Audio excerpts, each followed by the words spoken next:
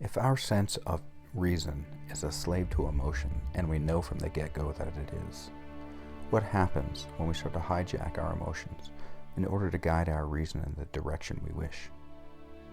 What happens when we understand the ways in which we are manipulated by our own hormones as well as the outside environment? What happens when we start to ask all of the unspoken, unarticulated, and presupposed ideas that we have about ourselves and about life, often based on what other people tell us without a second of personal processing? And this intellectually and frankly spiritual sojourn begins to make you into a different kind of person.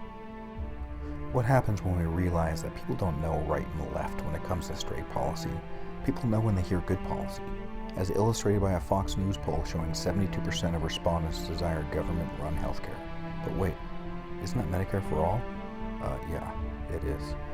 This is what people meant by Bernie Sanders attracting Republican voters. These voters understand that medical bankruptcy is a very real threat to their and their family's material conditions and future outlook, especially now during a global pandemic.